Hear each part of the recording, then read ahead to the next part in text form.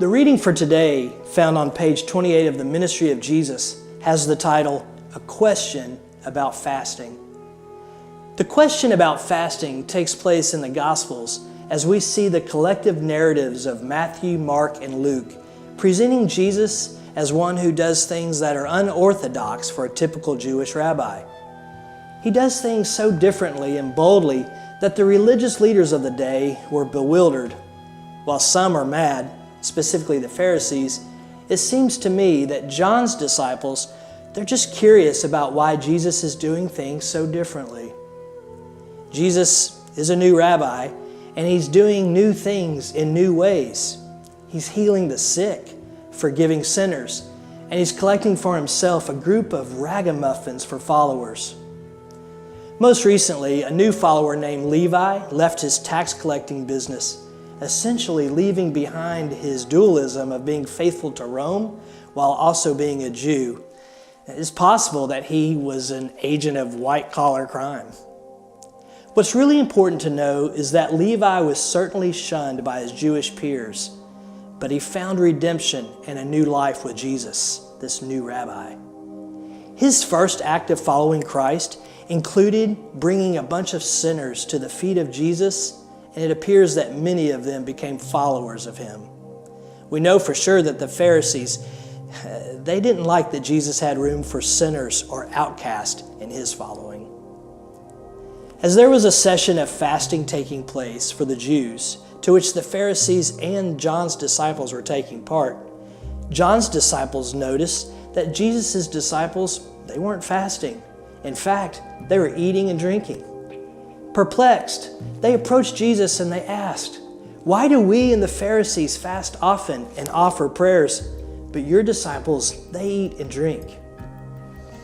After all, it was normal for religious people to practice disciplines of the faith.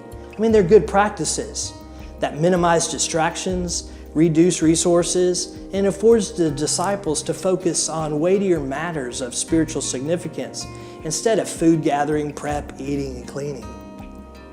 John's disciples didn't come to Jesus in contempt.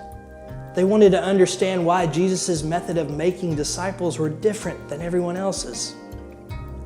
Jesus responds to them in the form of a parable, and not just one, but 3 different ones.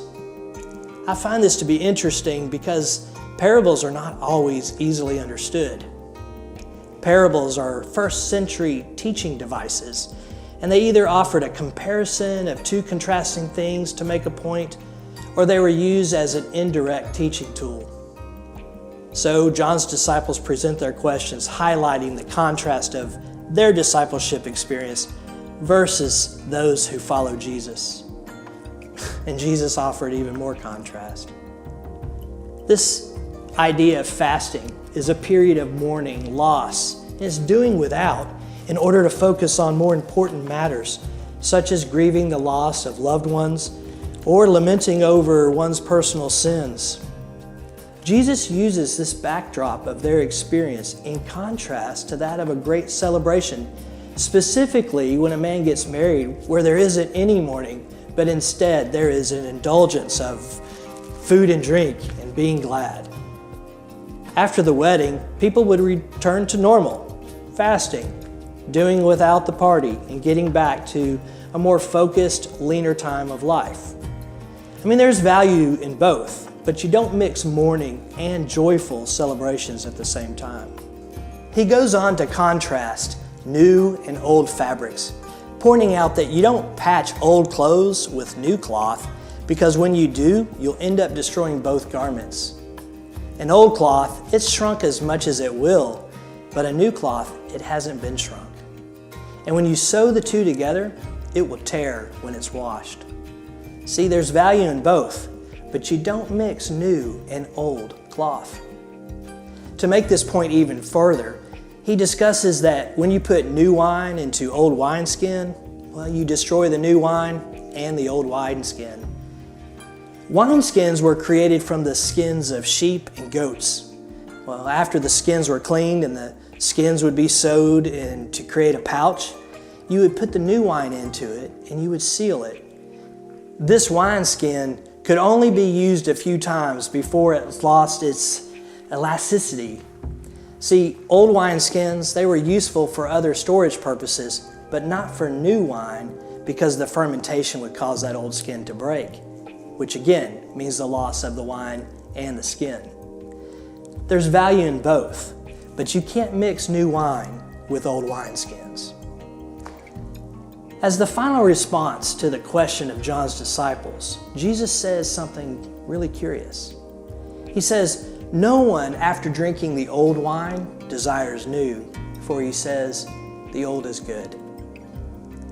Jesus was doing a new thing in their midst, and the Pharisees clearly didn't appreciate it or want him. They didn't want what he had to offer.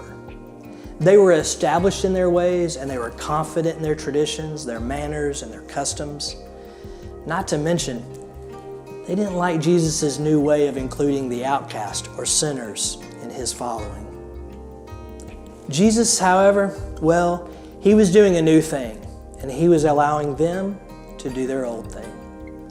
I can't help but mention here a phrase from John's Gospel.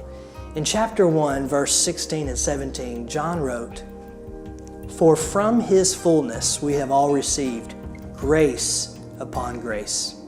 For the law was given through Moses. Grace and truth came through Jesus Christ." Of course, there's value in the law. In fact, we see the nature and character of God as holy, righteous, and good. And in that law, we see our inability to be holy and righteous in ourselves. But in Jesus, we not only see, but we receive grace upon grace because of who he is and the work that he did. So what about you? Will you drink of this new wine that is grace and truth that is in Jesus? You can do that today by trusting in the person and work of Jesus, knowing that he fulfilled what you or I couldn't have fulfilled. We could have never fulfilled the law. See, now we can have a personal relationship with the creator of the universe. Is it too good to be true? No. It's called grace upon grace.